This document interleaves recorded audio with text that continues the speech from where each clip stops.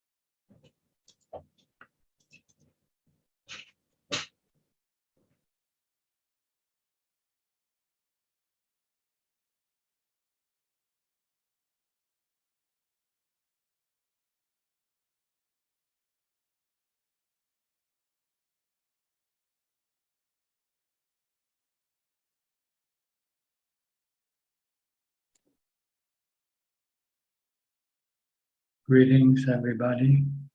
Welcome to another meeting where we will discuss the practices of charity, morality, and meditation.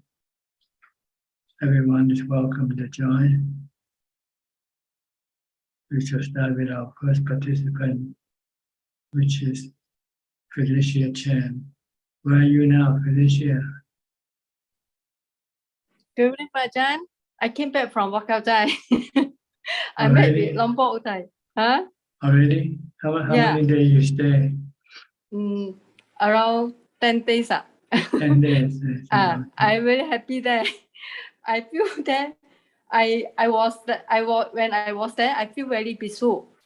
I still feel the same peaceful now. Good. Yeah, Very any good question? place. Any question? No question for tonight. My meditation progress is still good. Thank you for your Dhamma teaching. You're welcome. Okay, sadhu. Okay. Yeah. I'll go to your friend, Yok Bay from New York. Good evening, Ajaan. Yes. I have two questions. One in regard to my friend, and she wants to know why the people sometimes they die with any place any shock with the electric, and sometimes they want to. She want to know why the something happened like that. Well, according to Buddhism, there are causes for everything. There are causes for everything. Like you are in New York because that's the reason for you to be in New York, right? Not in Malaysia. So if you should die, you probably die in New York and not in Malaysia. Why do you ask this question? It's just causes. You know? Okay. And my question, right? And this one way, how come I do the meditation? Like, how come my body all like wet, sweating the whole body? Why is happen like that? Well, if you're sitting in a sitting position and meditate, your body get warmer than normal. And if you lie down, the body temperature will reduce.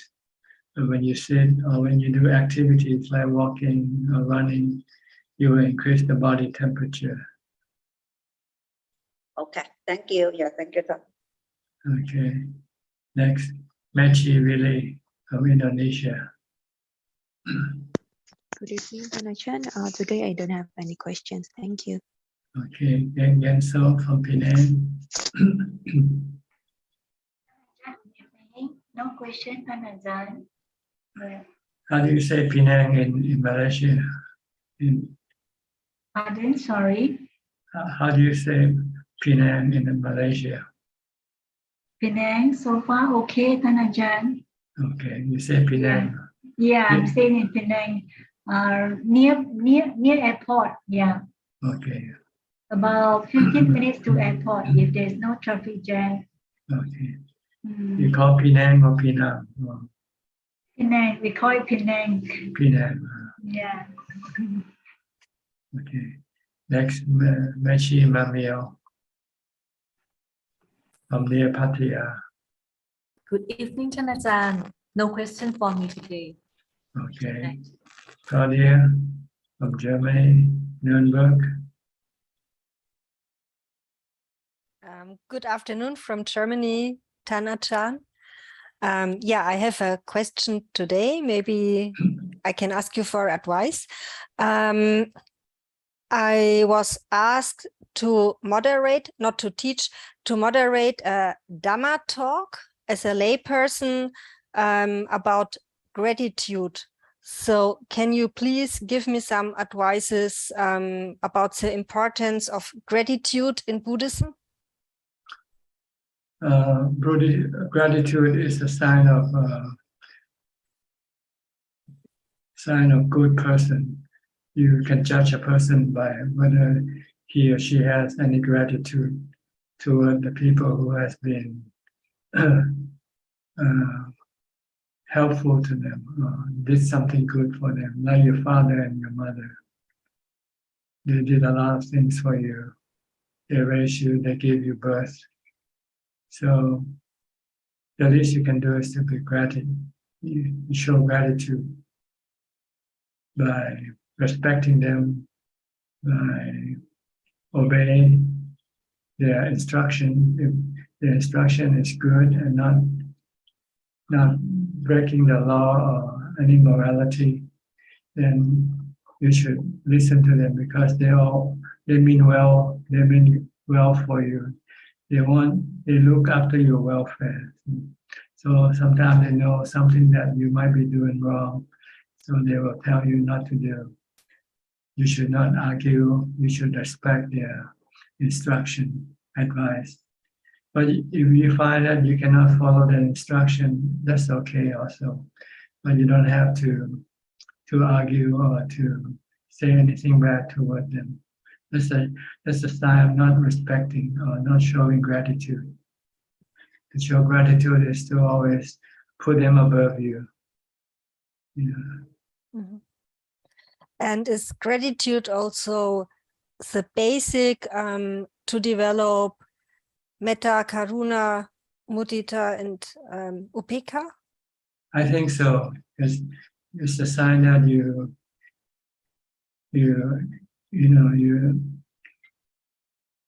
want to be kind and friendly to everybody, especially someone who did something good for you, did something, like your teacher, you should always respect, and they gave you the knowledge that you wouldn't otherwise know or have.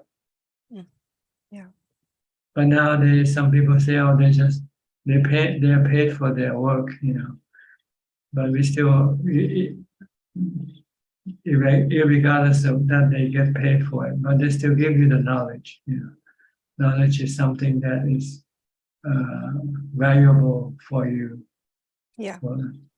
So you should always feel grateful for someone who's kind and who's giving you something.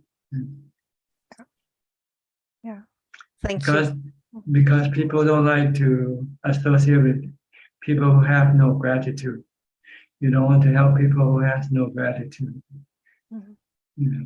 Because you help them, and in return they might harm you, for instance. Mm-hmm. But if you have gratitude, you will never harm someone who did something good for you, who did something for you. Yeah. That's a sign of gratitude. It indicates that you will never harm someone who help you, who do something for you. Yeah, that's true. Yeah. Thank you very much.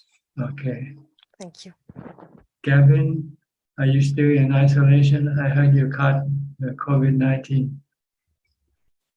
Hi. Hello, John. Yes, I finally got it, but I'm in isolation, but I tested negative today. I see. So I'm just waiting for my wife.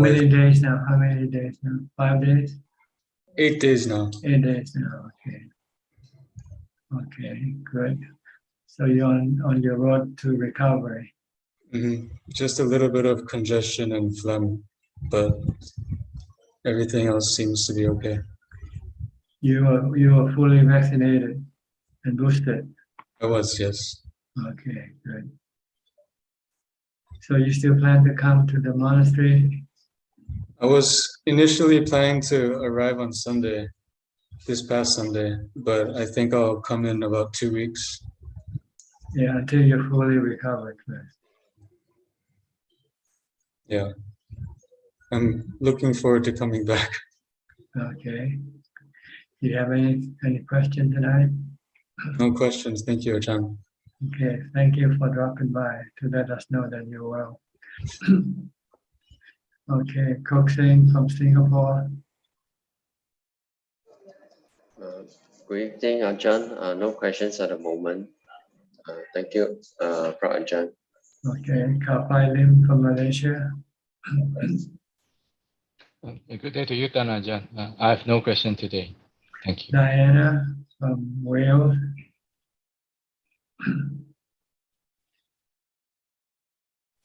Good evening, Tanaja.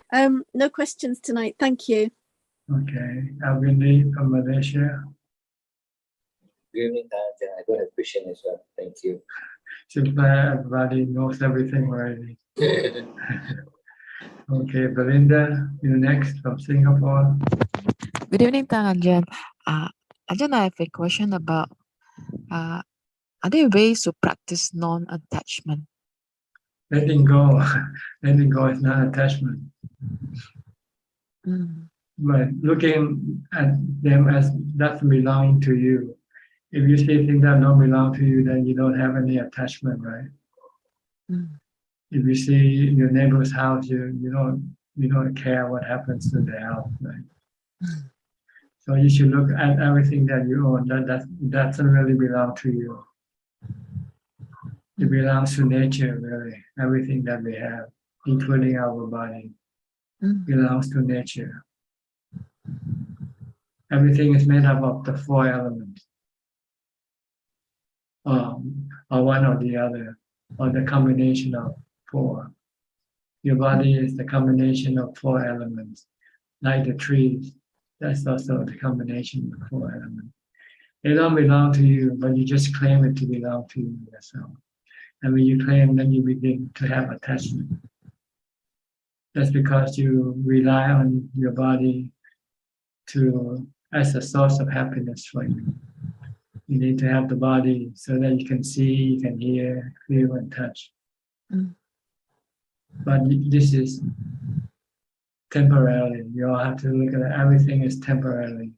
If you can see the anicca nature of everything, then you don't want to be attached to anything.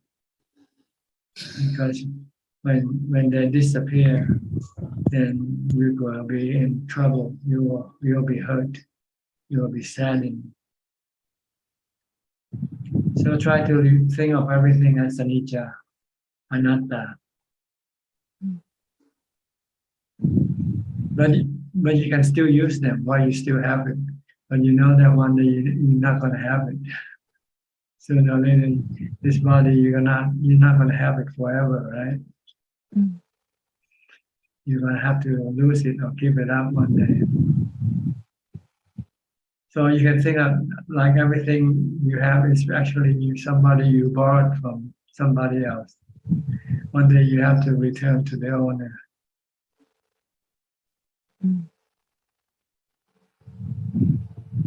Everything is borrowed. Doesn't belong to you. You borrow from nature, really.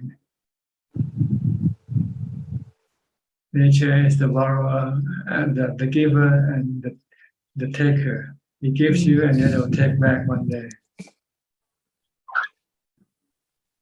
And when we don't know, can be today, can be tomorrow, we don't know. So we must be prepared every day to return what that don't belong to you. Can you do that? I think I have to practice, no, Ajahn? Huh? I have to practice. Yeah, you need to ubekha, really. That's the key. And in order to get ubekha, you need mindfulness. You have to stop thinking.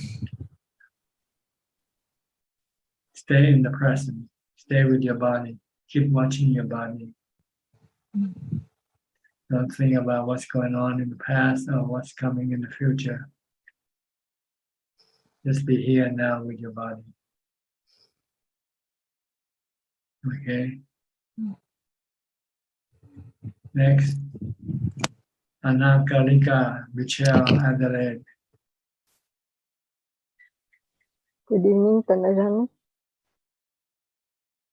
How are you? We have all been ill with 3 days bad with virus. I don't know what kind of flu, and now completely all right, but tired. But I have no actually I have no question. Are you still in Udon? Yeah. I have to stay about still the next consultation with the surgeon to see if there is amelioration or if they have to operate again. So I'm here for about 2 months, more than 2 months. Before you came to Udon, you were staying with Ajaan Clark and Lumpur Clark. Yeah, well, sorry, what did?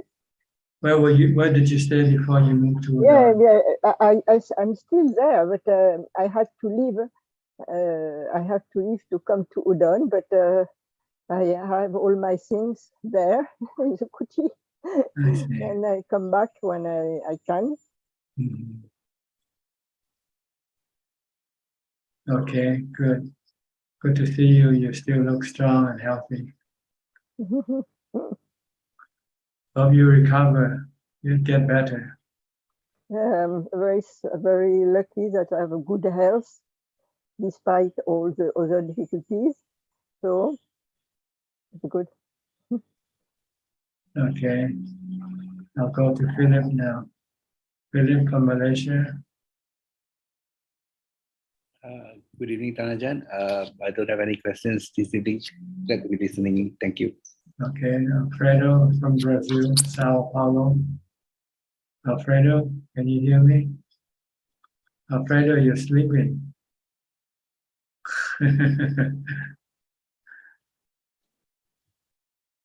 Hi. Hi, how are you? Sleeping? It's okay. Were you dreaming or what? No,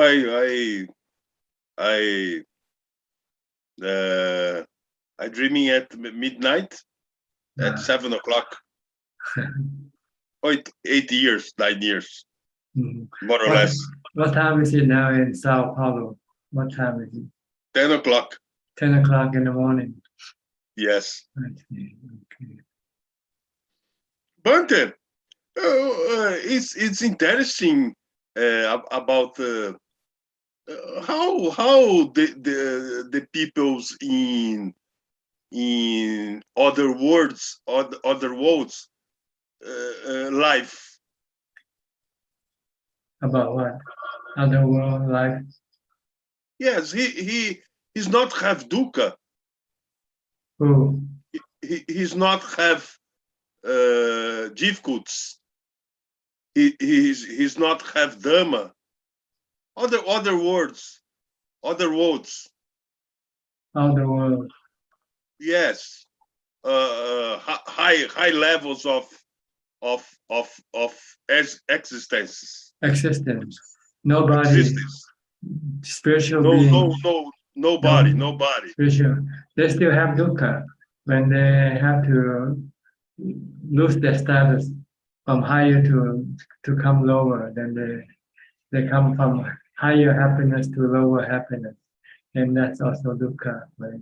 Like rich people, they might lose 10 million. They have 100 million and they lose 10 million. So they get 90, they only have 90 million left. So they have dukkha when they lose money. But if don't have body, don't have preoccupation with money, né, Bante? Yeah, but you still have happiness with different level of happiness in the spiritual realms. Brahma realm has more happiness than the Deva realm. So when you come Yes. from Rama Ram to Deva Rams, it's like coming from $100 million to $10 million level. So you feel the living is different. It's Like very difficult. It's very difficult to enlightenment. Oh yes, yes. They don't do any practice because they just enjoy their happiness. Only when you come to become a human, that's when you see dukkha a lot. You see the body getting old, getting sick and die. Then you want to do something about it. Why you're in the spiritual realms, you don't have a body. So you usually don't have time to think about the aging, sickness, or death.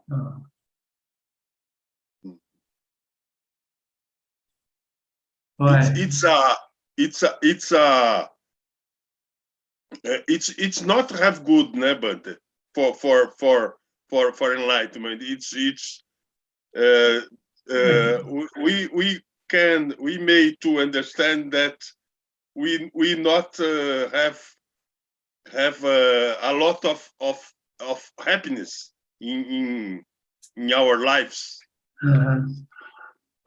more or less, but And the more dukkha we have, then the more likely that we will then look for a way to get out of our dukkha. yes. When you're happy, then there's no need for you to do anything, right? It's Yes. only when you're not happy, then you have to start looking for something to get rid of your unhappiness. Yes. And more easy to hindrances to Nebante. More easy to what? More easy to hindrances arises, né? Hindrances. To hindrances to Yes, yes. Né? Yes. Okay. Is that all? Yes, yes. Okay, thank you. Thank you, Bante. All right. I'll go to Gary from Singapore.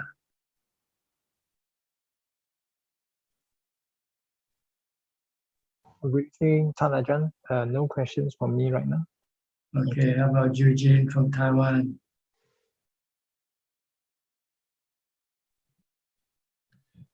Pa Ajaan, all Dhamma friend, good evening. Pa Ajaan, 2 weeks ago, you gave me advice.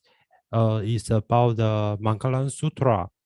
And I found the Mangalam Sutra in Pali and English. Yes. In Pali, I only can recite, but I cannot fully understand the meaning of the sutra. And then I try to find in English. Several words I wish Pa Ajaan can give advice and a little bit explain. In the Mangalam Sutras, the final, it told, with your heart undisturbed by the world, with all sorrows ended, dwelling in peace. And how could we practice with our hearts undisturbed by the world? Because we already in samsara, we already in this dukkha world and in this modern society. So wish you can give a little bit advice. Thank you. It means that you have become fully enlightened. When Fully you become, enlightened. yeah, like you have reached Nibbana. When you have reached Nibbana, then your mind is totally devoid of any sorrow. Your mind is totally detached from the world. Still living in the world, but totally detached emotionally from the world. So this easier for a monk, but a little bit difficult for layman. Generally speaking, but not always. Sometimes some laymen can be very capable than some monk. So there might be possibility for laymen to also to become fully enlightened. That doesn't mean that every monk will be better than layman. it depends on their past life, how much they have developed the Dhamma practices before. If they have developed more, sometimes they don't need to become a monk. They could become enlightened by just reading the Mangala Sutta, for instance. But if you read and you're still not enlightened, then it means you might need more time to do the practice.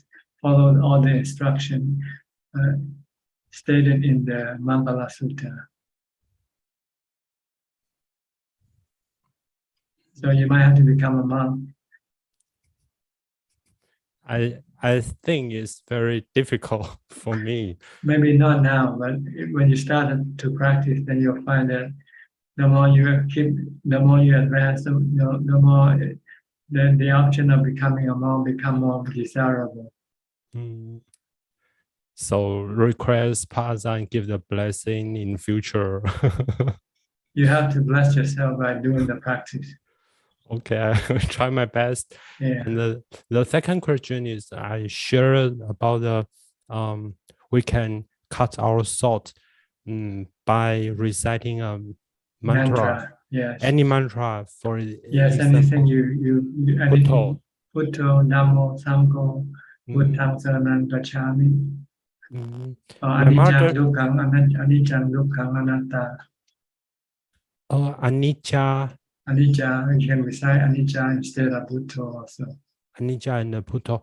My mother in Taiwan culture, in Mahayana tradition, she is a little bit difficult to recite Bali. You want to recite Guan Yin Pusa. Yes. Is it okay? It's possible. Yes, it's okay. This to occupy the mind, so I cannot go think about other things. You can recite anything.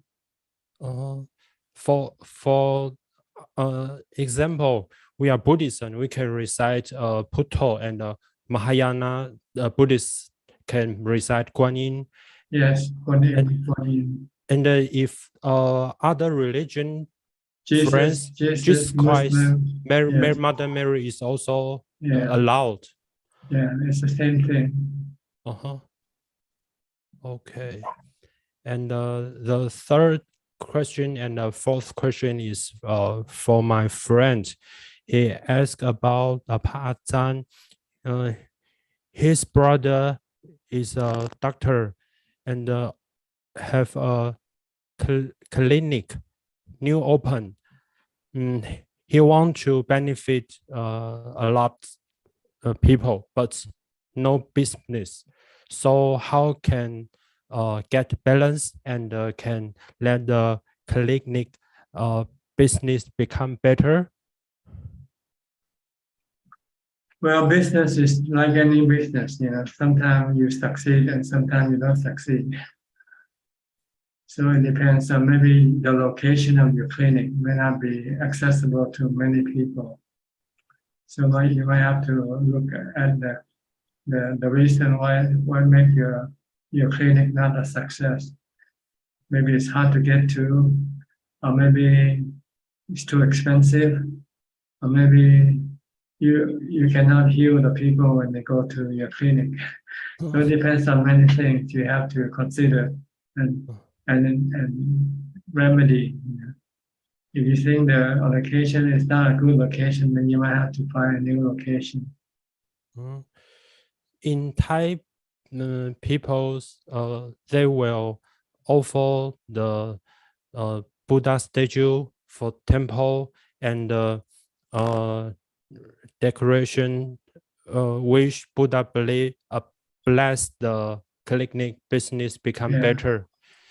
Is it 100% benefit? No, not 0%. It's just 0%. Yeah, 0%. It's only psychological. It makes you feel good. That's all. It makes you feel good that you have done something already. Then, if not build the Buddha statue to offer the stupa or offer the monk, is it better than statue? No. Did you read the Mangala Sutta? Did it say anything about Buddha statue? Okay. So it's useless. It's useless. Yeah, useless. Look at the country without Buddha statue. They can send people to the moon, without the Buddha statue. So it's not this. This is just psychological belief. That's all. To make you feel that you are being helped or supported by unknown forces, like the Buddha. But he still. No, but the Buddha said you have to rely on your own ability. Whatever you do, whether you succeed or not, it's up to your ability. Buddha saranam gacchami attahi attano natu. You are your own refuge. We are our own refuge. Refuge, yeah. Whether you succeed or not, it's up to you. It's how you do it. It's not the Buddha statue. Buddha statue cannot do anything for you.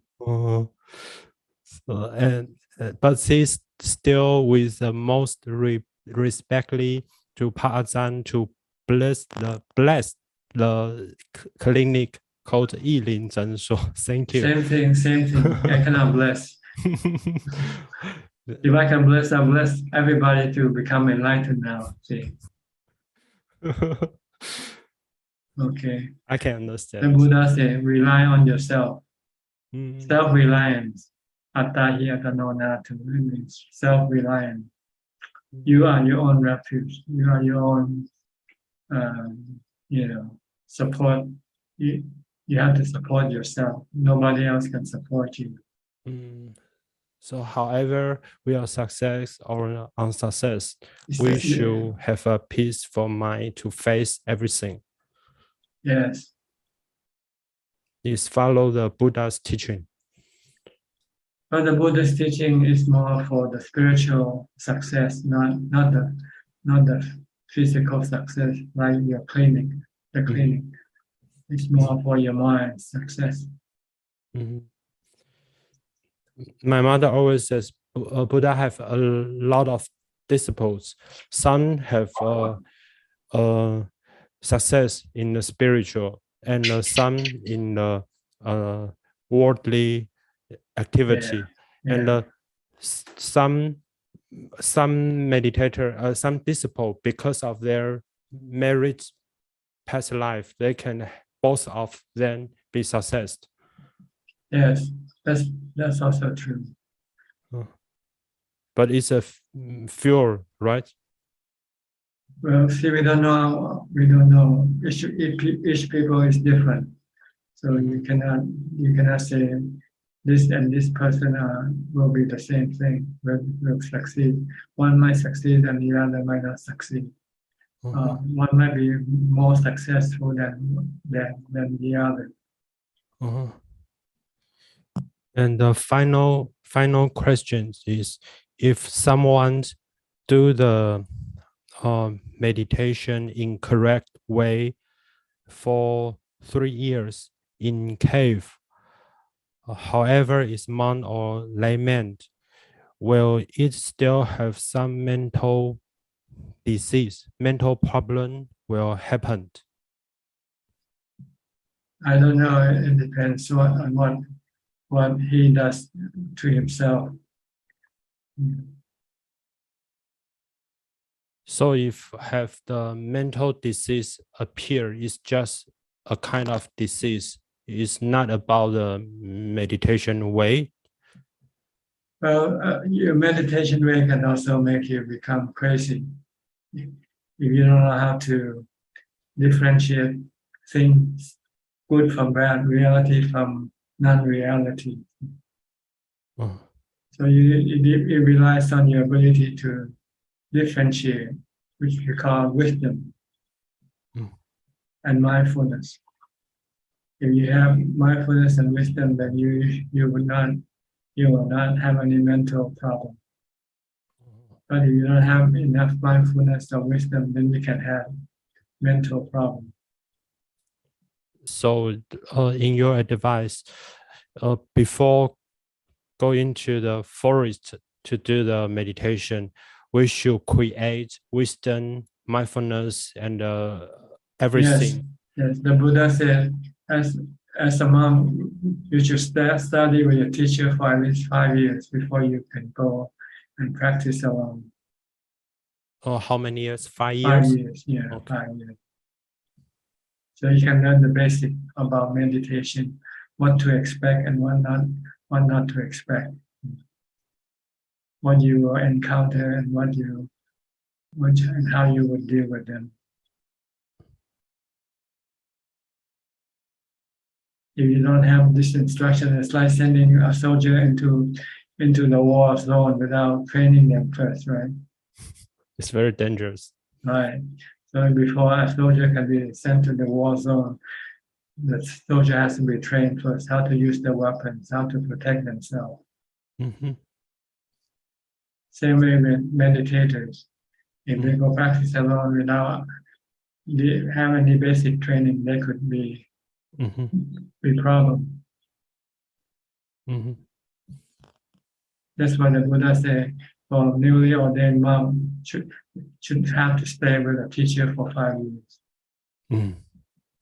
to learn the basic. Okay. Okay. Pa Ajaan, thank you very much. Thank you. Okay. Are you in Taiwan? Yes. In Taipei? In Changhua, in Middle Taiwan. I see. How did you come across this meeting? Oh, by Facebook. Facebook. Yes. Okay. Thank you very much. You're welcome. Next, Bruce Lee from Medan. No, I'm not sure where. Bruce Lee. Evening, Ajaan. From near Jakarta, Ajaan. Yeah, near Jakarta. Thank you, Ajaan. I don't have any question for now, Ajaan. Okay. Sulan from Singapore. Yeah, hello, Ajaan. Nice to meet you again. Louder, cannot hear you. Oh, hello, Ajaan. Nice to see you again. How are you? Good, thank you. Yeah, I got 2 questions. The first question is just wondering, like when we look back in our life, there are like some moments that would stand out to us. Then I'm just curious, like what is special about those moments, and conversely, what is not special about other moments that we can only remember vividly some moments only. Yeah. Well, it depends on the impact they put upon you. Whether good or bad impact will remain stronger in your mind than those who have less impact on your mind. Now, if you have really good have good happiness, you'll remember that. Or you have really bad dukkha, then you also remember that. So it depends on the impact of the situation that has upon your mind. This will remain stronger in your mind. Like if you lost somebody you love, you might keep thinking about them even many years pass. You can still think about them. But if somebody you didn't have any love at all, and that person died, you probably forget that person right away.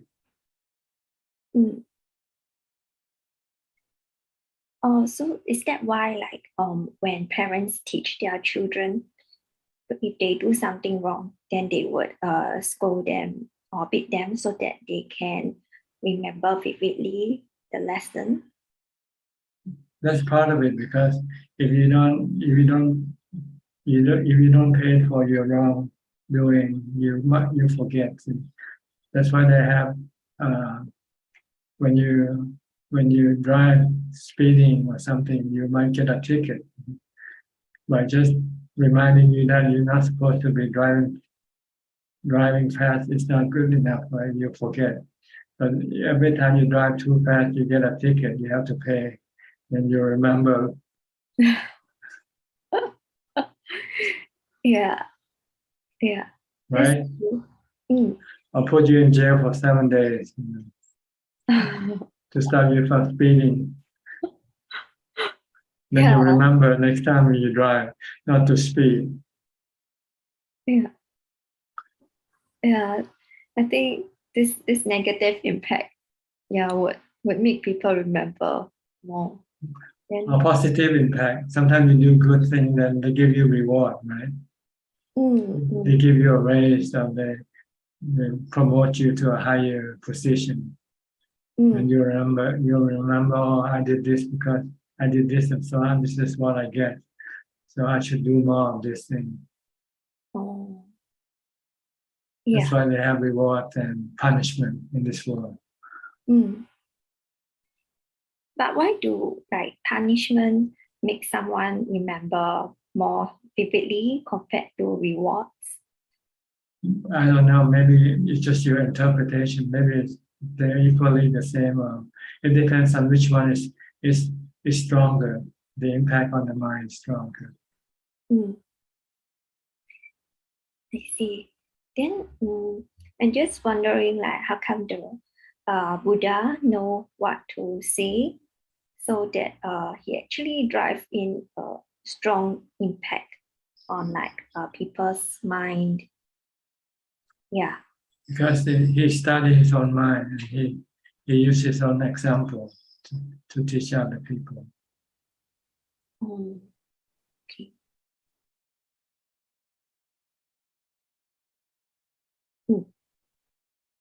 Okay. Yeah. Is that all? Oh, I have a second question, which is, last week I saw a mosquito on a spider web in the toilet. So the mosquito wasn't really moving. Then I also felt that if I were to pluck the mosquito out of the web, I'll probably have torn it apart also. So I felt that there is nothing much that I can do for the mosquito. So I just left it alone. But at the same time, I feel uneasy. Though I'm also aware that if I were to pluck it out, I'll probably injure it also. So in the end, I didn't do anything. So, but not doing anything also makes me uneasy. And doing something would make me feel uneasy too. So this uneasy feeling has been with me for the past 1 week plus. Because your mind lacks equanimity or ubeka. If you practice meditation, and when you have ubeka, then you will feel nothing. You will feel that's the way it is. That's the way it is. But when you don't have ubeka, your mind can still be overwhelmed by your desire to do something about things that you cannot do about. So that's why we need to practice ubeka. And then when we use wisdom, then we will not feel bad. Okay. Yeah, that's the way it is. Okay. Thank you, Ajahn. We have seen Okay, you're welcome. Mandy Smith from Canada. Mandy, you're next. Thank you, Pastor Suchart. Things are going okay. I'm working through medical appointments, and in the last week, I was supported by an ecology retreat center. So it's kind of like protected land that is in the forest, and there were lots and lots of opportunities for meditation, and I also felt very supported and comfortable. yeah, I guess that was just a reflection I had this last week. And I guess that's it. I hope you're well. Yeah, you can reflect on what happened, but you should not be attached to them because they're already gone. You should always come back and stay in the present and try to make the present as pleasant as possible. Because you're longing for the past, the pleasantness from the past can make your present miserable. So you don't want your present to be miserable, you have to make your present pleasant, like calming your mind, keeping your mind in ubeka, without any desire or cravings for the past or for the future. Stay in the present and take things as they come. With ubeka, when you have ubeka or equanimity, then everything will be fine. But if you're not happy with your present and you long for the past, then you can increase more unpleasantness for yourself. You can increase your unpleasantness. So you must not long for the past or the future, especially when you are not happy in the present. Because you are increasing more dukkha for you by longing for the past and for the future. Yes. And you can make your present good by meditation. Just calm your mind.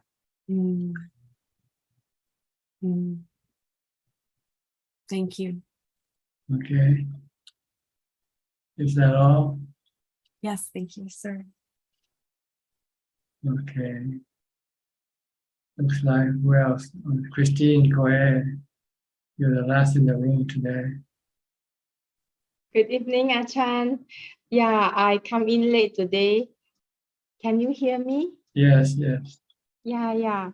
I have nothing to ask. Wish Long Po healthy, happy, long life. Okay, thank you. We'll go to Facebook for more questions if there's any. There are two questions from Facebook,ท่านอาจารย์. The first question from Kenneth.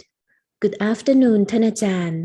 I'm staying at the Forest Monastery here in Switzerland at the moment. When intensifying the practice like this, various kilesa comes up strongly to try and deflect me. I have been using khanti, patience, endurance to encounter this. Is this correct? And canท่านพระอาจารย์ recommend anything else? Thank you. I think using mindfulness will be more effective, less painful than using khanti. Unless you have strong khanti and you can persevere with your practice, then that's okay. But if you find it more painful using khanti, then you should use mindfulness, such as walking meditation. Doing walking meditation or keeping reciting the mantra with whatever you do, this will lessen your defilements. So I think mindfulness will be the key really. If you can, with the support of khanti, right? If you have both, this will be good. Because if you don't have khanti, even using mindfulness might be difficult. Because you'll find it difficult to even recite the mantra.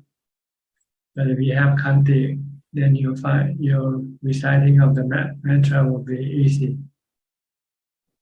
So I think you need both really, but the key is mindfulness really, because mindfulness is the one that will give you khanti or ubeka. When you have ubeka, then you have strong khanti.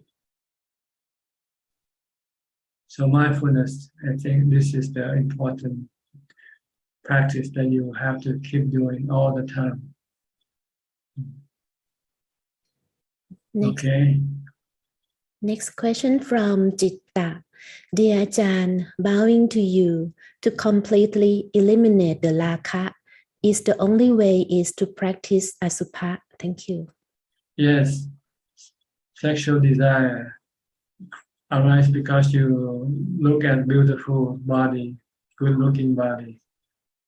And so to counter this sexual desire, you have to look at the opposite side of the body, the unpleasant side of the body. And you see the unpleasant side of the body, then your sexual desire will be eliminated. So Asupa is the contemplation of the unpleasant side of the body, such as the body parts under the skin, from the skeleton to all the organs and all the fluids in the body. Or you can contemplate on the 10 stages of corpse, the decay of the body, the 10 stages of decay after the body dies. If you can see this aspect of the body, then your sexual desire cannot arise. Okay. Is there any more questions from Facebook or YouTube? That's all for now. Thank you, Ajahn. Okay, we'll go to the latest participant, Sri and Czech. Where have you been? I thought we'll end this meeting without you tonight. We lost our connection. Sorry, I don't. The internet is not good. stable. Anicca, Anatta. But no dukkha, right? Because you accept anicca and anatta. Yeah, I remember what you taught us. I always say that, but I can't remember it all the time. Not yet. Not yet. Sometimes you still have dukkha. Yeah, I had a little bit just now because I feel like I really want to listen. You have the desire, your desire. Yeah. Makes you have the dukkha. Yeah. And then I thought, I should listen to Ajahn and not think that it should be permanent, and yeah, then I feel better. You cannot expect anything. You never know what you'll get. You expect, and then when you don't get, then you become unhappy. So don't expect. Just take things as they come. Rain or shine, happiness or sadness. It keeps coming. It takes turn coming toward us. Sometimes happiness comes, sometimes sadness comes. But we can rise above them with equanimity, with wisdom. Rise above both happiness and sadness. Yes, by seeing them as anicca, anatta. Rise above being equanimous. Yeah. Rise above or transcend or letting go. Same word, same meaning. Oh. Transcend.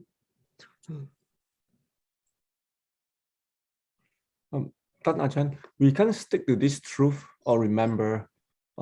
It's because we are lack of mindfulness or because we haven't achieved the equanimous. We have the habit to think of the opposite. You keep thinking everything is permanent, everything is under control, under your control. So you have to switch your habit from thinking. Your habit of thinking. You should start to think that everything is not certain. And impermanent means uncertainty. And anatta means not under your control. Not controllable.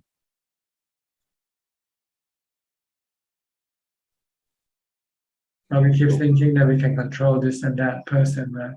You think you can control somebody, but one day maybe that person will let you control them, you anymore. Then you can become disappointed or sad. So So you always have to think that nothing is always under your control. Nothing is always the same. Things keep changing. Things keep coming and going. This is the way to develop wisdom. To look at everything like the water that flows from your tap.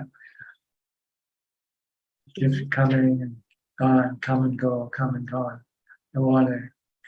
Then you turn on, then you let it go into your sink and it disappear. And you got new water coming. So everything is like they're coming like a flow of water. A stream, become like a stream. Happiness, sadness, good thing, bad thing. They keep coming like this. You should be just an observer. Don't be a reacting to what you come across. Just be an observer rather than being a reactor.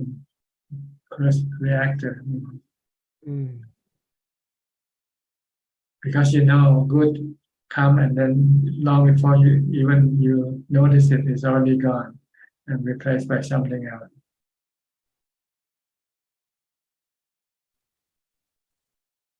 So everything is flowing, moving. Your body is moving, but it's slowly, like a snail. So you don't notice that it's moving. And before you know it, you turn to be an old lady, an old man.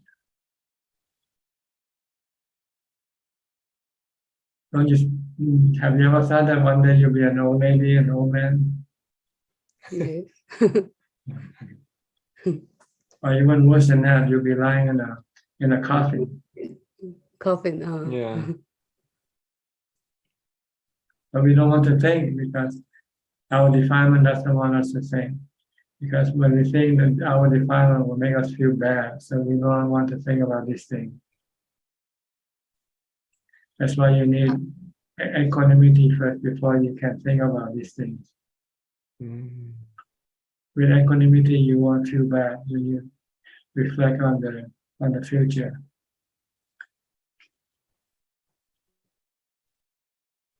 Ajahn, you said the defilement made us feel bad. Yes. Your desire makes dukkha. Dukkha is feeling bad. Your desire not to get old, not to get sick, and not to die. Your desire to live forever. Your desire to be healthy forever, strong forever. So Dhamma is the one that counter the deform. Like if you have Dhamma, Yeah, delusion. Counter your delusion. Delusion. Dhamma is the truth. Delusion is the falsehood. We live on falsehood. We look at everything as permanent, as long lasting, forever, lasting forever. Like in the movie, at the end, everybody lives happily ever after. Yeah. But they don't have the sequel. When they have the sequel, everyone becomes so. Sequel.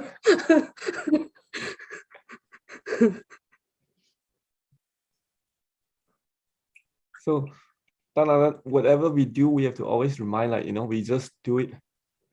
Yeah. Like, up to a certain level. But we are here temporarily. Look at it this way. Everybody is here temporarily.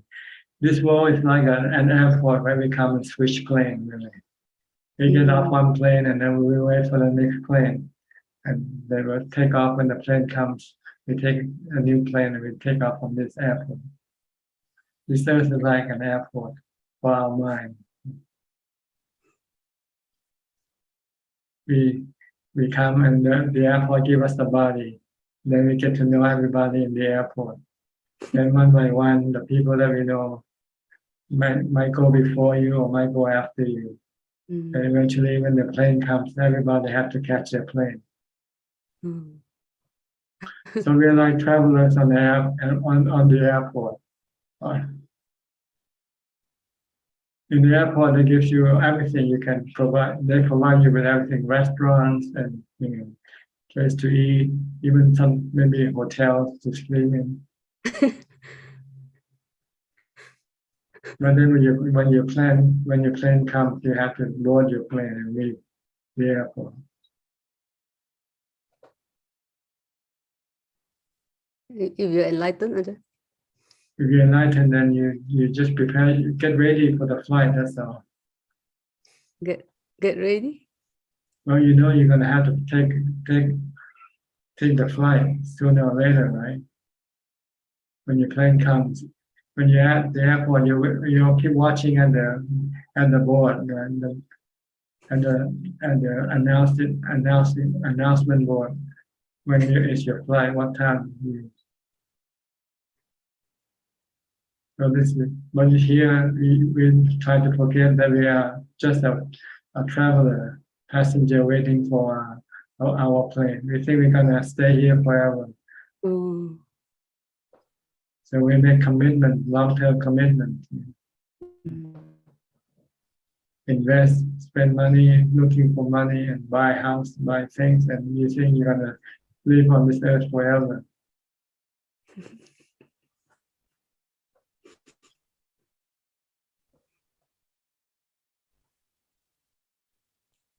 So this is what you call contemplation, wisdom contemplation, anicca, anatta.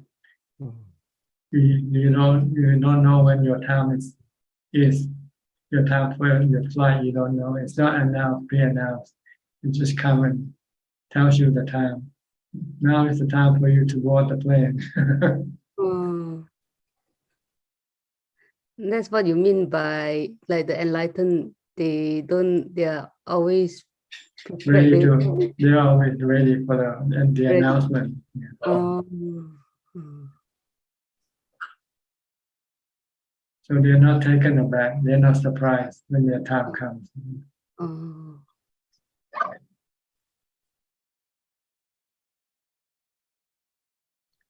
That's why the Buddha asked his attendant, his Ananda, I'm not sure what he called him, his butler, someone. Ananda, how many times you reflect on that a day? Ananda, 4 or 5 times a day. So Buddha, you are complacent. You are not. You have to think of that every time you breathe. When you breathe out and when you don't breathe in, that comes.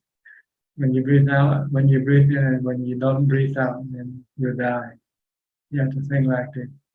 Then you'll be constantly on the ready.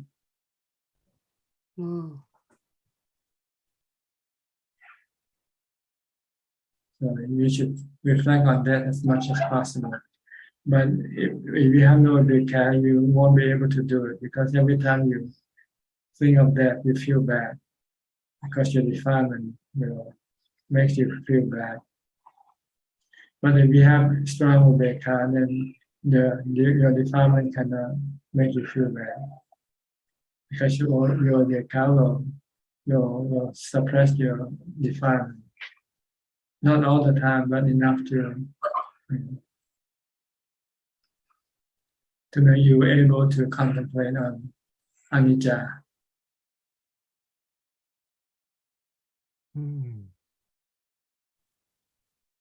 Okay. Any question today? I just have one.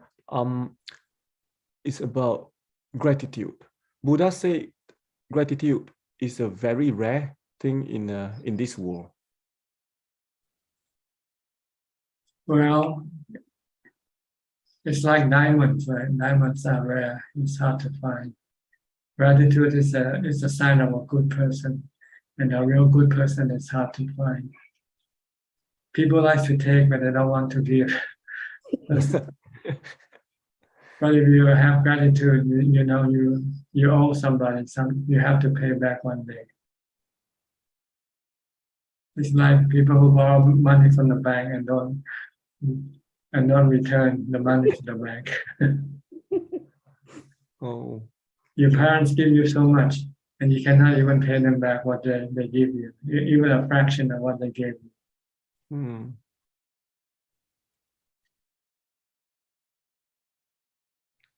Okay. So you have to constantly reflecting on what people did for you, in order to not to forget. We tend to forget things that people did for us because we don't want to pay back. So we try to forget.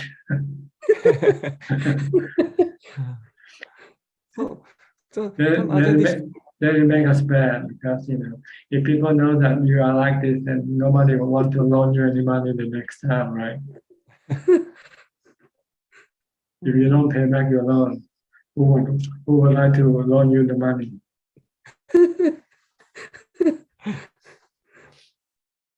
So gratitude is really accepting the fact that you owe and you have to pay back. Hmm.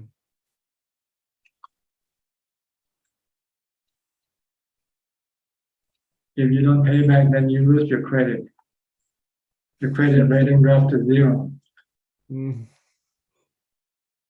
Next time you need any help from anybody, then nobody will like to give you help.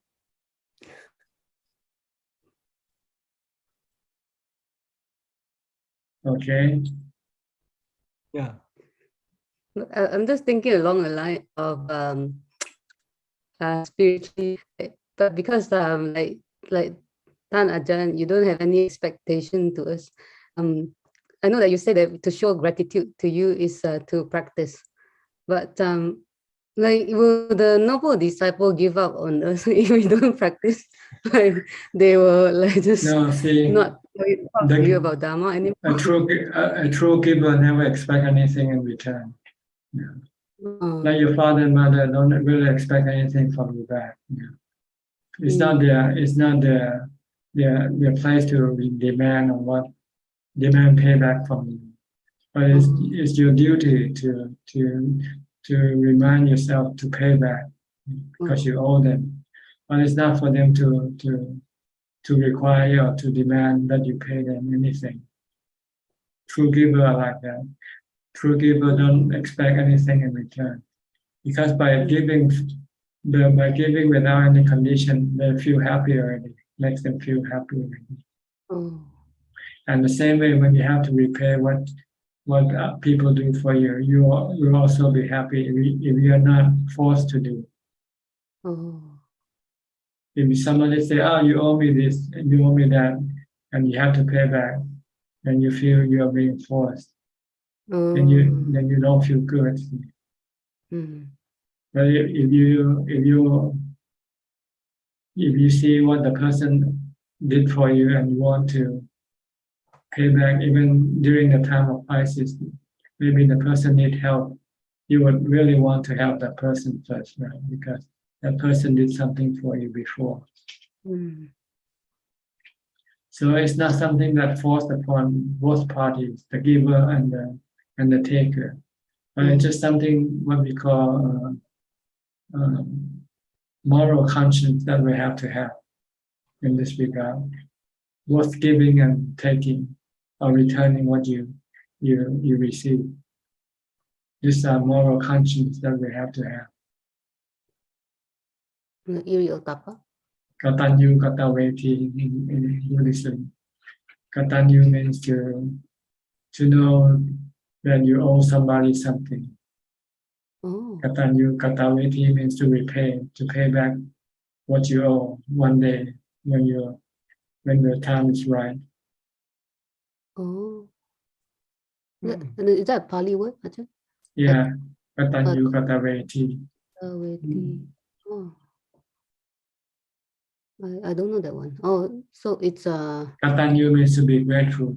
Kataveti is to repay back, to pay back your gratefulness.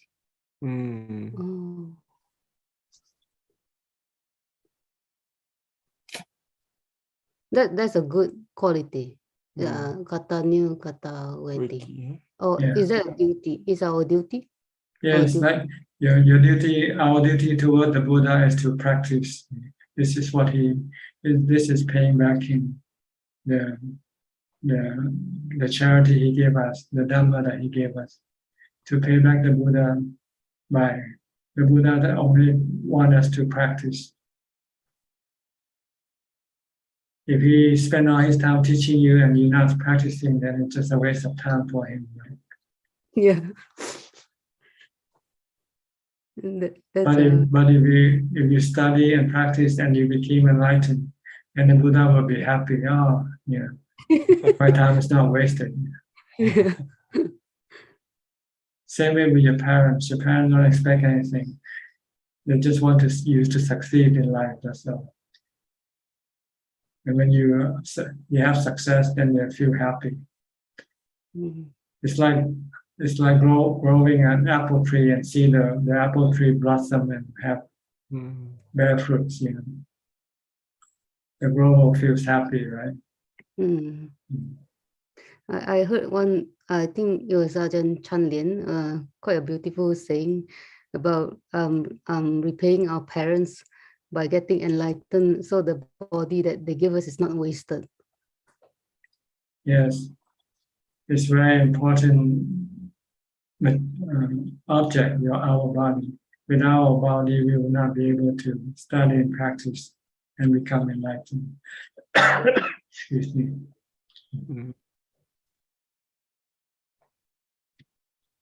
All right, anything else? No, thank you, Ajahn. Thank you for Okay, teaching. our next participant is Aroka.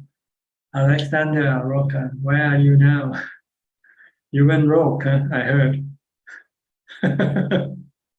Sadhu, Ajahn, Sadhu. Sadhu. Nice to meet you again, Ajahn. Yes. I came, sorry. Are you still in Thailand or are you back in Netherlands? No, I'm back in Netherlands. Okay. Yeah. You have anything to tell us? Well, I have a lot to tell, but to select what's important is that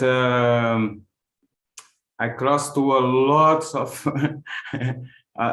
of completely new things and incredible. Some friend of me said, write a book. But I say, okay, maybe I will start to tell 1 week, I talk, and then you write it down. Maybe I do, but the main thing is the core work. That's what I learned there for sure. And it's in me, it's, I cross through what should be problems. For me is no problem no more. I just go, I surf in it. Whatever comes, I surf in it. And that's what Ajaan Suchart told me to do with my UPK, you know. Now I'm gonna learn to do it all day on. You know, not only to reach there and then to try to keep it, but you have to learn to do it while you do your core work, you know, from the morning till the night. So it's not much focus into to make the sati strong into jhanas. That's not the place to work it. Not in this monastery. There is more core work and yeah, from understanding what a monk is from the A to Z. You know, in principle of yeah. The Sangha, you learn the Sangha, and the all procedures you have to follow from the 3 o'clock in the morning till when you are when you can go to your kuti back. It is about 10 o'clock in the night. Sometimes we was 5 all night on meditating all together. We could walk or sit in meditation.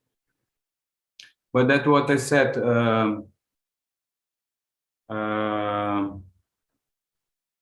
I'm not trying to apply Vitaka too much because it seems like I have more something like Manasikara, the whole attention together, and because I just walk to the market and come back, so my eyes see something, it come back right away, the conscience about what and how, and so the kilesas are there. I just try to now by impulse.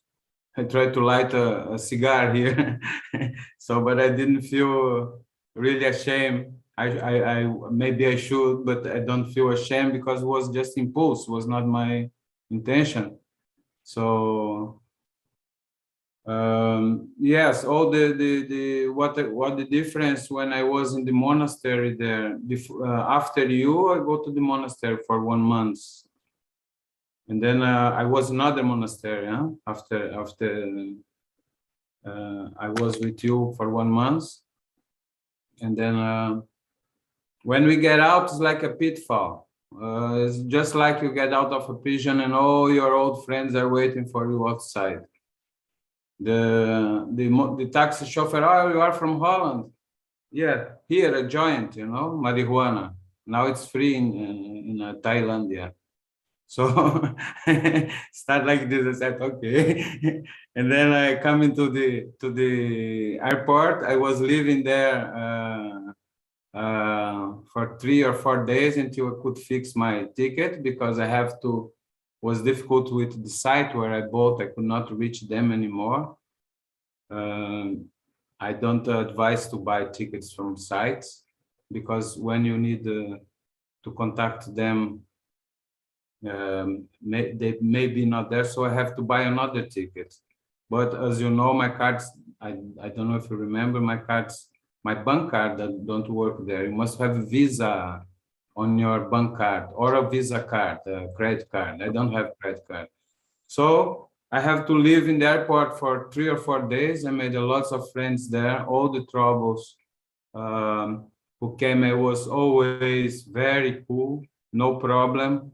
The police allowed me to tie my hang mark in the palm trees. So I lived there. People saw the situation. Thailand is fantastic. The Buddha core work in the folk deeply. And they see I can forget water in a place often. They next day they give me food, money, envelope with money. Police gave money. But I have pictures with police. We all together joined. They like me very much because I also help them to solve problems with a troublesome guy from Iraq. Iraq, no, Yemen. I helped to solve the problem of the guy from Yemen. I told him from the embassy, and this. Oh yeah, I never thought about that. And he teach me how to find food there because he was already 1 week there. And further, so then I go for a smoking a cigarette, something like this. I met so many people and we make friendship and they come and they go just like what you said. So it was fantastic experience of letting go. And it just came, I say it because also you just talk about this. Maybe this is your way of becoming enlightened. Maybe, because teacher, I really, the things are coming to me, even here around, everybody's in peace. Some of them want to come to meditate. I already make appointment where I started for one of them and the other one also, because I lost 10 kilos or more, I get strong. I get much younger face. People is shocked. My friends, they say, they say a lots of years younger.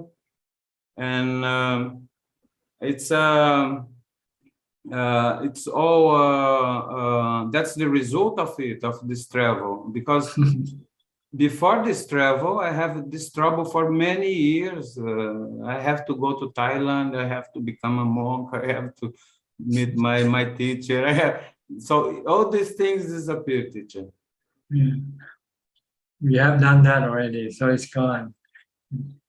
Yes. You got it out of your system now. Yes. For real. Well, let's just see how things go from here. Okay. I hope things. I have one. Yeah. I have one new. I find a kuti in Ireland forest from a friend, and he want to sell me this caravan. He made out of wood, beautiful. And then I said, where are you gonna put it? And then yesterday he said, no, you stay. I said, we can exchange. You are a sculptor. I can be a model, sitting model for you. And I'm here around, or I can pay you money or whatever. But I know him for 37 years. So he said, Alex, you can stay. So yesterday I made my walk path. It's a mini bush, but it's only 2 people, 3 people, a couple have the half of the island, and my friend the other half. It's a small island nearby the city, close by the city. And it's one bridge, a small bridge. It's an island because it's circulated by water. And so the forest, nobody do nothing there. So now I can use it. And it's 8 kilometers from here only. So here will be my zal, where I come to eat and everything, douche. And there I'm gonna be monk. Okay. I hope you find peace there. Thank you. Find peace and happiness there. Thank you, sir. Okay. Maybe we all have different ways of looking for peace and happiness. So we have to find our own ways. Well, I think Ajaan Suchart would allow me to come back whenever I want, and I made a friendship with him. And he have other monasteries that are for when you want to go after this seclusion, more secluded place. Yeah. Say I met the monks from there, inclusive. Therefore, I took this decision. One of them said, "Yeah, you have to go through these 5 years." I didn't say nothing. He came to me, and he said, "So." You have to go through it 5 years, and then then after you do what you want. But I was educated by you to train myself. So Ajaan Suchart saw it in the beginning. He did not knew who I was, so he didn't allow me. He said not yet, but very soon, 1 week or 2 weeks later, he said, "Tell Alex," to the other teacher, that he can. Fasting how long he wants. So then I start fasting a long time, and it's very good for me. I learned there by you to fasting. Okay. Because there is too long distance to to find food, so I better. Because we already start with 1 meal a day, so we are trained to fasting the half of the day. And so if you can do fasting half of the day, so you can fasting also 1 day. If you can fast 1 day, you can fast 2 days, and so on and so on. That's right. Good. Thank you very much, sir, for the opportunity and for the invitation also. Oh, no, yeah. I'm just doing my job, so there's no need to thank me for that. But happy to see you anyway. Happy to see you around.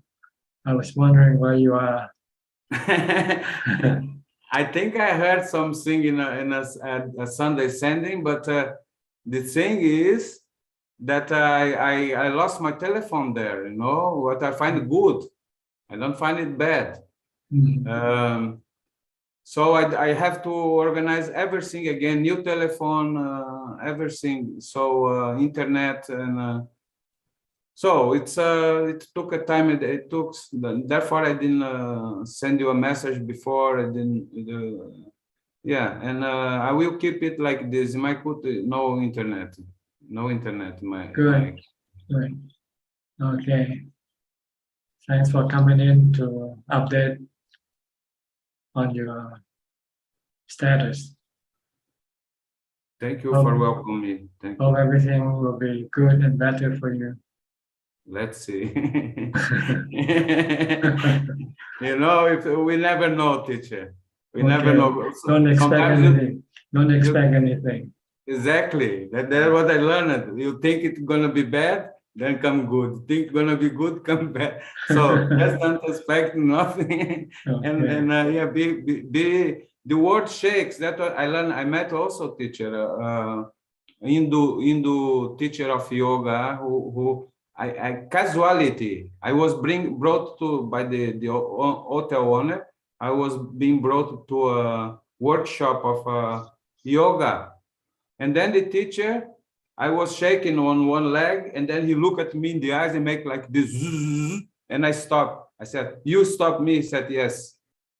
And then I said, "What about Jana?" Jana, he said, "Well, something else. You have to anesthesia, but with this the body and the brains."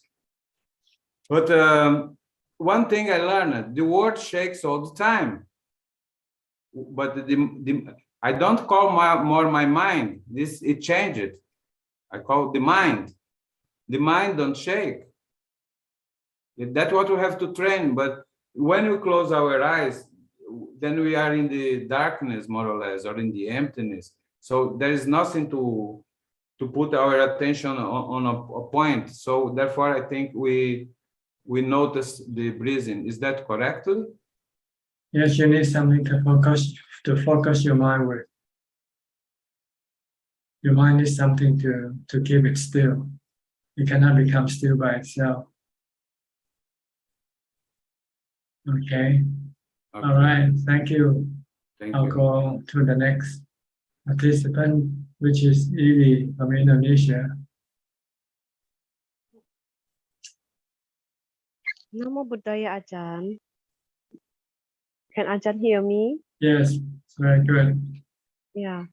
Ajahn, the bhikkhuni whom I know, he asking, can she stay and study at Ajahn Monastery? Is there a place to stay for the bhikkhuni? Usually people can stay temporarily for 7 days. So not on a long-term basis. Oh, just for 7 days is the maximal Yes, maximum. Okay, I will tell her now. And Ajahn, what if we know this person after entering our environment will harm us, but we cannot prevent it from entering our environment, and all we can do is just be careful, and there will be dislike. How to deal with it? Because this person will definitely only harm us in the future. How do you know for sure that this person will harm you in the future? It's just your speculation. Because I see now it's just harm us, and maybe in the future, yeah, maybe worse. Well, if you can avoid that person, then try to avoid. If you can stay away, stay away. But if you cannot, then you just have to accept this is your karma. Just accept. Very painful, yeah, Ajahn. The answer is very painful. That's what life is. Life is dukkha, painful. Yeah. To be born is painful. To have birth is painful. It's better not to be born. But how? It's very hard not to be born again. By becoming enlightened. That is not easy. Well, the Buddha did it. The Buddha did it, and a lot of his disciples made it. Yeah, must be a disciple, because we are not disciple. We are not bhikkhu. You are a candidate. You are a candidate for becoming a disciple. That's why you study Buddhism. That's why you come into this room. It automatically makes you a candidate for enlightenment. Even if we are not shave our hair or wear a bhikkhuni. Right, that's not important. It's what your mind wants that's important. If your mind wants to study, then this is important. Some people shave their head and they didn't want to study. They shave their head because they want to make it as their profession. Just for good looking, yeah, Ajahn. Good looking or make a way of making a living. Yeah. And if I say about Dharma, but this person doesn't like to hear and instead commits mistake or bad karma because of what I say, who will bear this bad karma, Ajahn? Who will bear this bad karma? Yeah. The one who does it. If you do it, then you will bear the bad karma. It depends on who does the bad karma. Because they cannot think in properly, right? Think properly, so they do the wrong thing, and yeah. Yeah, because they lack mindfulness. They don't have enough mindfulness to control the action. And Ajahn, my final question is, when I meditate, I see my grandmother who is passed away 25 years ago. So what can I do for her, Ajahn? You can make merits and then dedicate the merits to her. Just doing dana. Dana, yeah. Every time you do dana, you can share this merit with her. Whether she is there waiting for it or not, that's not something we know. But we do it anyway. It doesn't cost you anything anyway to do it. So why not? Yeah. And also, the what to say now? The stranger people also come in my dream, Ajahn. So I just do dana again for these strange people.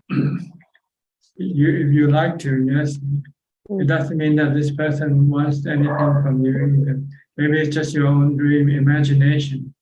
Maybe it's not real at all. Your dream can be real and could be just imaginative. Yeah.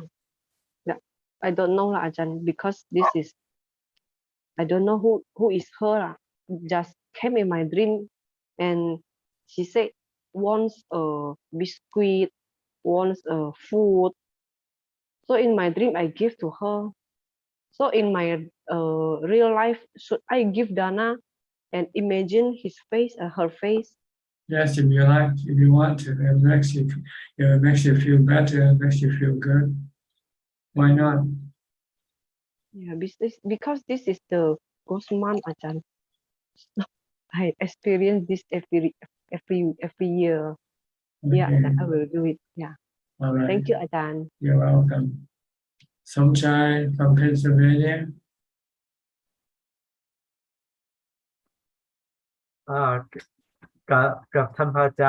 Yes, good evening to all and to student for Ajaan.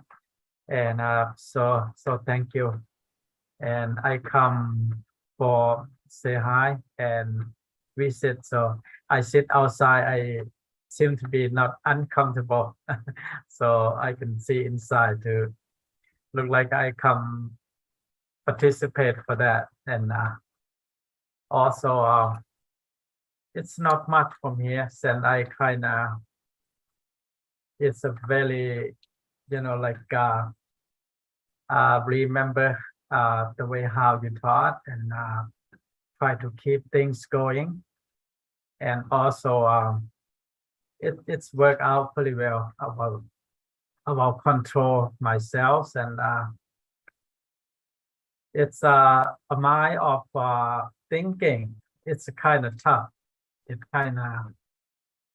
tough for for control that mind. It's a thing about all kind of. Yes, the mind is like the monkey. It's not easy to make the monkey to sit still. But with lots of effort, one day you will be able to control your mind also. Yes. Okay. Yeah. Okay.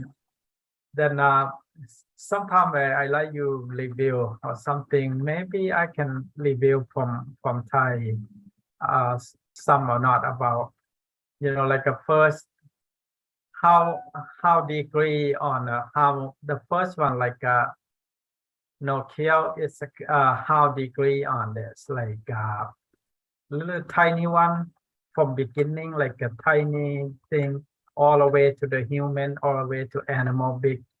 So I like you explain sometime about that and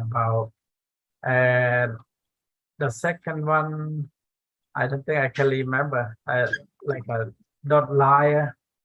Yeah. Most time when how big is that? How degree? How much okay? How much not okay for this? It's for You that. you have to feel it inside yourself. When you do something bad, then you can look at yourself, look inside your mind, and find how bad you feel. That's the degree of it. Oh, okay. Yeah, that's what I'm saying. Okay. If you feel not so bad, then it's not so big. But if you feel really bad, then that's big thing, big karma. Yeah, it's a lot of time I saw some different person did some, then a lot of people didn't even thought about or think what they did to it somehow. So that's what I saw couple, surrounding me or something. So That's because the mind has been totally blocked by their own delusion. So they don't have any moral conscience. Yeah. But people with less delusion will have moral conscience. They will feel bad when they did something bad to other people. Yes. Yeah, I try to really go deeply about like still and drinks and about that number 6 and number 7. It's number 8. I think I kind of make up quite a bit about that. As what's the 6th number? No, listen to the music or something. That's number 7. No entertainment. No entertainment. Not quite like that. And they start to sleep on a luxury bed, sleep on a hard floor. Okay, that's okay. Now I kind of really keep in mind. So I listen to all kind of a lot of people talk about, and they have in mind to express about how they're feeling. So this is interesting.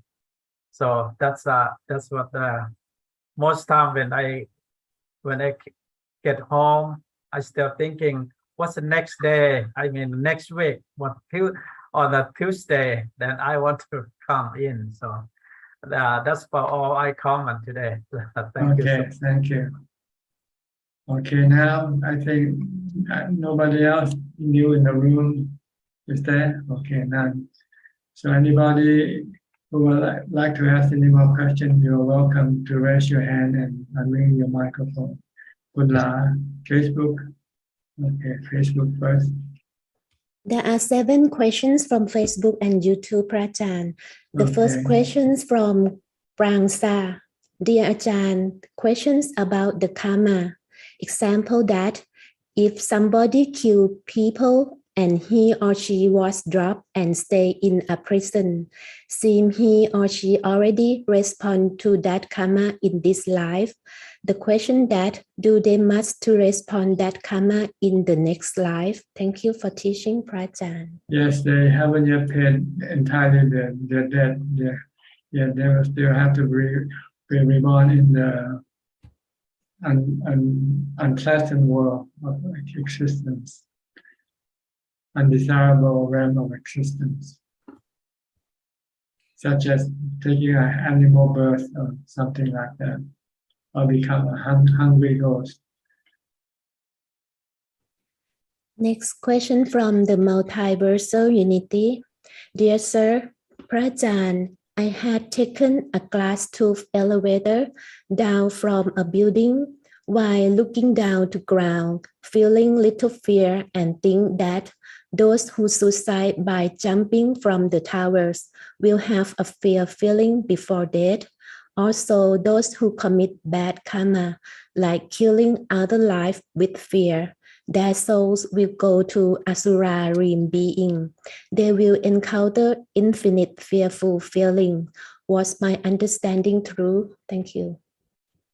Now, when you do bad karma out of fear, then you become a Asura, Asurakaya being. See, when you do bad karma, it depends on what's driving you to do it. If it's fear, then you become what we call a fearful ghost. If you do bad karma out of greed, then you become a hungry ghost. If you do bad karma out of hatred, then you become a hellish creature. So it depends on what the motivation behind your bad karma. See, there are 4 motivations that will drive you to 4 realms of undesirable levels of existence.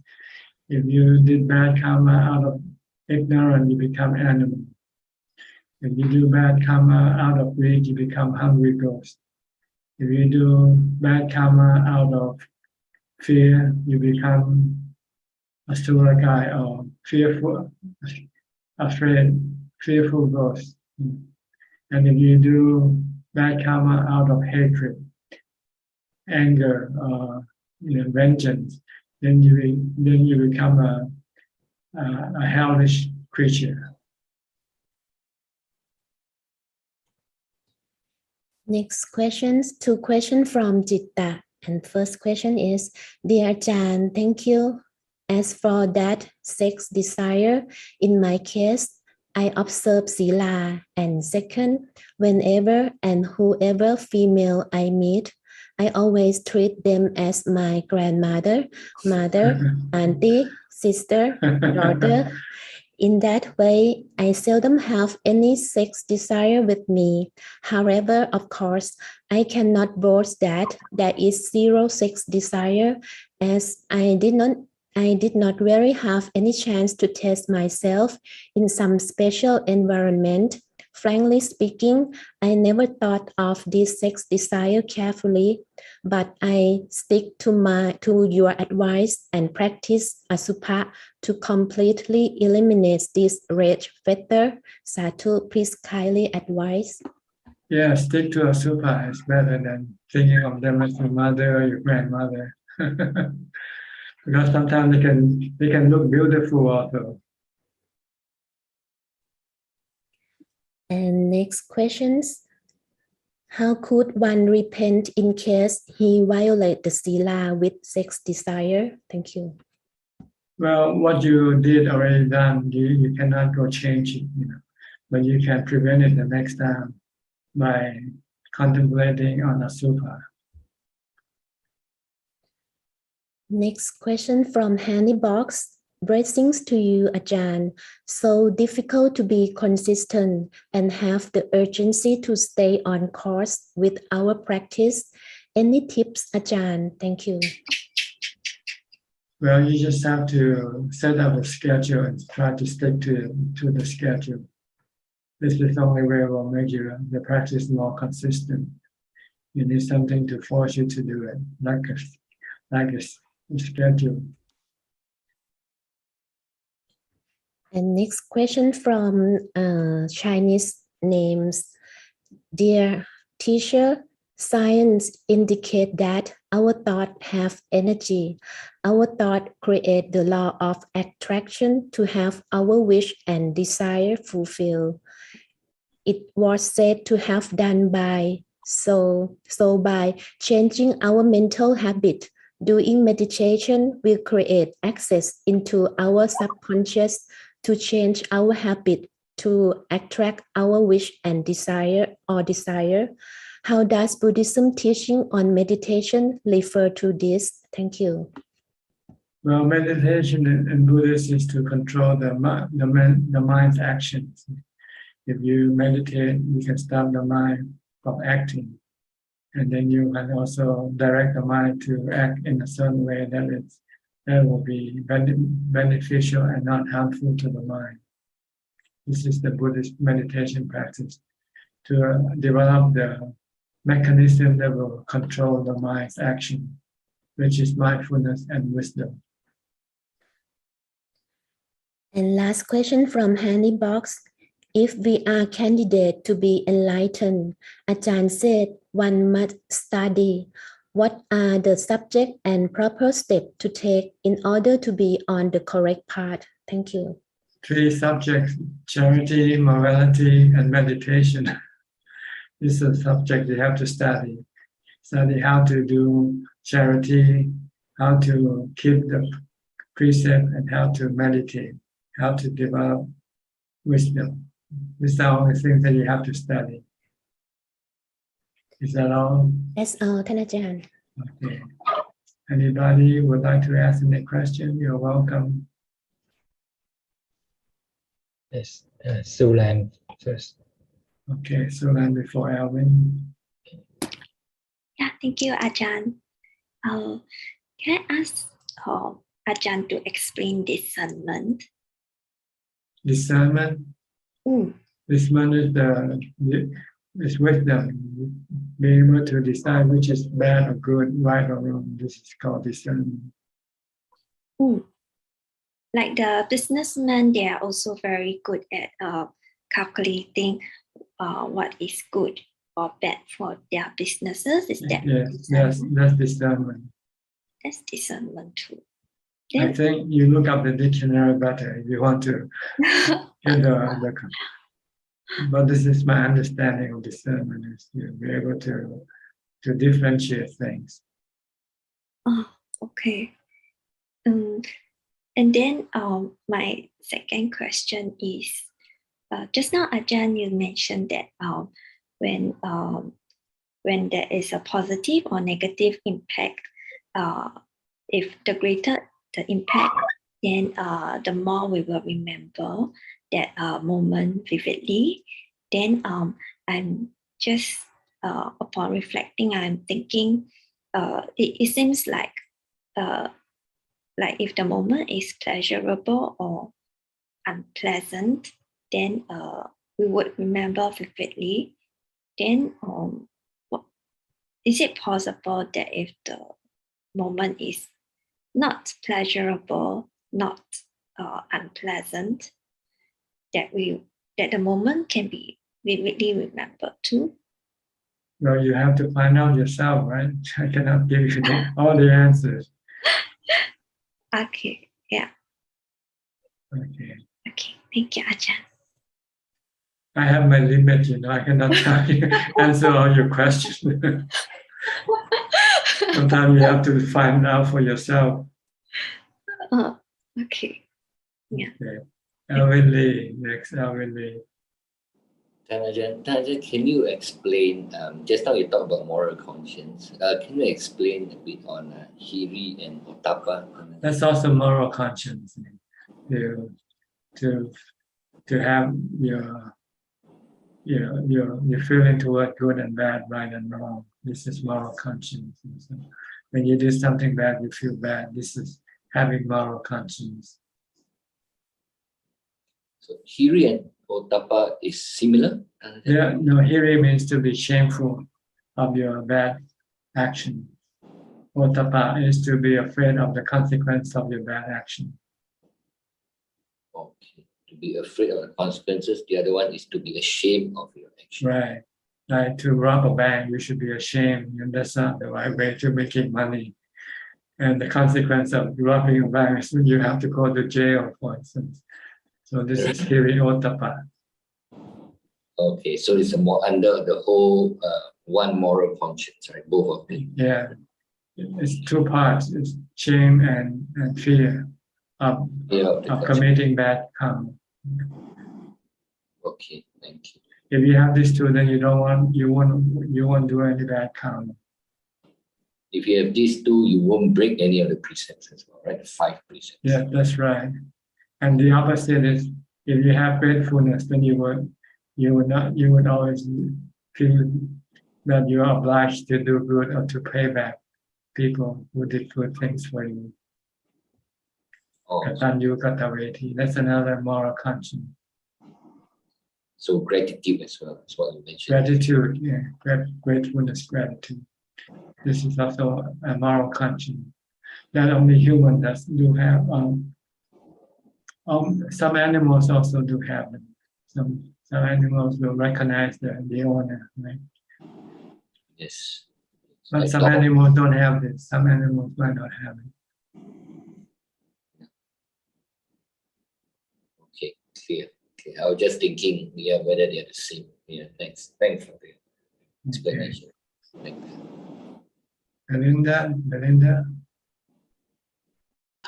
Ajahn, earlier you said people who have no people who are ungrateful or no lack of gratitude, they can turn harmful. They might harm you. They can harm you. But if they are grateful, then they won't want to harm you, unless it's something beyond their ability to control their emotion, then they might still harm you. If they get really angry and they cannot stop the anger, then they might harm you. It depends on which one is stronger, your gratefulness or your anger. If your gratefulness is stronger, then you can stop your anger also. So what's the best way to look at ourselves first, and then to examine ourselves, how we handle? Do we avoid? Do we see if we are ungrateful ourselves first? The reason for not being grateful is because we keep forgetting. So we have to keep reminding what the things that people did for you, like your father and your mother, your parents. They give you birth, they give you this life, they also raise you up, they support you in so many things. You have to constantly think about them, this thing. If you don't, you can forget. That's why in Thai Buddhism we have this tradition of before going to bed we will pay respect to the Buddha, Dhamma, Sangha, and also to the parents, to our parents. By paying respect is to remind us of their what they have done for us. I'm not sure what's the English word for that. So we will not be forgetful of of what they have done for us. So we have to constantly reflect, thinking about what they have, what we owe them. Let's put it that way. So you'll never forget, and whenever you have the opportunity to pay back, you will then want to do it. Not just once a year on their birthday, you go and say, happy birthday, or Mother's Day or Father's Day. And lots of times you just leave them alone and maybe don't look after them well enough, neglecting them, especially when they're getting older. Because we're too busy making our life, we forget about them. You can forget about them if we're not constantly thinking of them. So we should be every day, at least we should once or twice a day we should think about our parents and see how are they doing now. Maybe you can call them up and say, how are you? Say hello to them. This by doing this will make them happy already. It means you care for them. Show your care.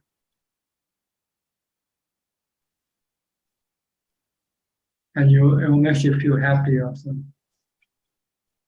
Then you can make them feel happy. But don't talk too much though, you might end up arguing. Just say hello and say goodbye.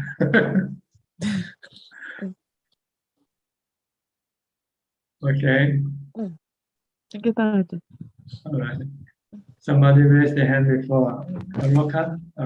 Okay. Teacher, upeka and equanimity have something to do with Buddha, right? Buddha. Yes, the Buddha. mindfulness. Mindfulness will make the mind calm. And when the mind calm, it has equanimity for being calm.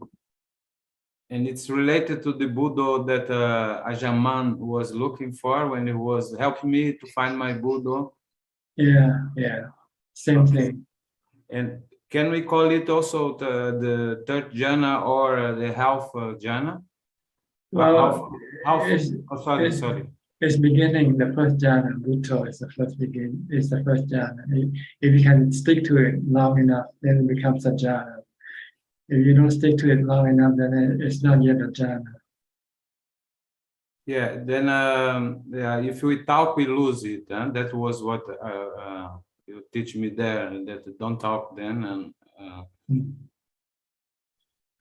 but it's possible to talk with and keep the Buddha, right? To talk and also keep the Buddha, no. Like you are doing now, you are talking to us, but your mind is centered, right? Or No, not? you cannot do one thing at a time. You cannot do two things at the same time. But since the mind works so quick, it seems like you're doing two things at the same time, but actually one after the other. You'll be talking and then you also will be using Buddha in between what you say. That means you're not focused, you're not concentrated. You're not concentrating. So you want to do one thing, either Buddha or talking. Don't do both at the same time. So we breathing and saying Buddha. That's okay because you're watching the breathing and you use Buddha to force the mind to stick to the breathing and not go thinking about other things. That's not doing two things. Well, not thinking two things at the same time, but watching and thinking, observing is not thinking, just observing. But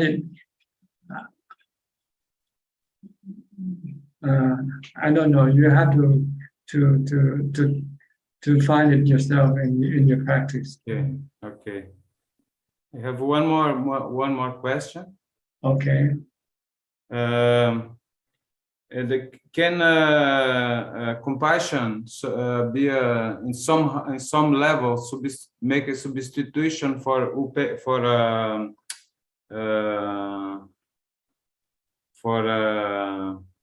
Ubeka? No. I forgot the name now. It's too many names. Asupa. No. Because when I have this, when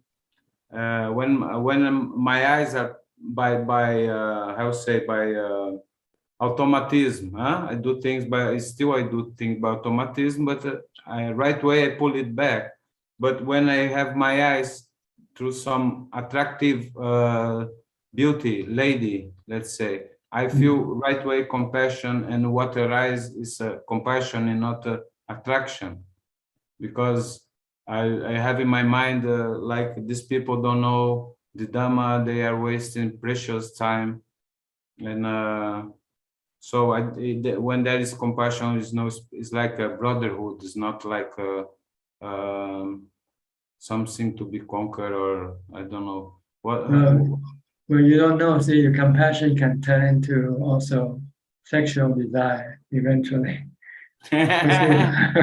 So you have to be careful because you family is very clever. Yeah, that's a really good one. Too much compassion, it changes names. Yeah. Okay, teacher. Thank you. It's true. Mandy, did you raise your hand, Mandy? If you do, just unmute your microphone. Thank you. My question, I kind of think that it's probably not true, but I wanted to know, do you think that moral consciousness is born within us and is a natural tendency to go towards it even as children, or are we more likely to do pleasure, desire, or is it just our environment? Do you think No, it's our past karma that we build up this thing up differently. So each person have different level of moral conscience. Okay. All right. That's why sometimes we have to learn more, because maybe in our past life we didn't have developed more. But with another person, they might have learned more already in the past life, so they have more moral conscience. Okay. Thank you. All right, Evie, did you raise your hand or so? Evie, last question, last person. Running out of time. Yeah, Ajahn, I want to asking about meditation. Now my meditation is often find pressure in head, jaw, neck, sometimes nose, sometimes ears, and I cannot handle it in any way. The only way is just to let it press, and finally I can go through it all. Sometimes it takes 2 hours to go through all that pressure. After all this pressure I pass, I feel like I have just crossed a wave and I feel peace. It's just like a message. Don't avoid, face it. Is this correct? Well, if it works for you, it is correct. You know, if it can calm your mind, then that's okay. But I have go through this pressure Ajahn, for 2 hours. This is my karma, right? That's right. It's your karma. Then you have to go through a lot of difficulties before you even finally reach what you wanted, get what you wanted. Yeah, and I want to final question is in Buddhist rules, can an unmarried couple live in the same room? Is this violence of precept? And what? If you keep the precept, it is recommended to live separately. No. I these people is no keep precept lah. Not the Buddhism people. This is the my sister-in-law.